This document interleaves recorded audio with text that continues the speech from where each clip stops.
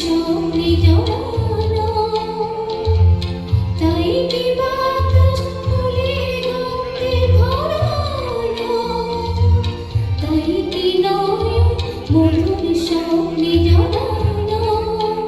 যদি চুপি চুপি কথা বলে মন, তাই কথা বলতে যায় শোনাকি, চলে দেখি জোনাকি, মনে হলো আরে মোনাকি। মাধবী মধু পেয়ে হলো মিতালি, এই বুঝি জীবনের মধুরিতানি।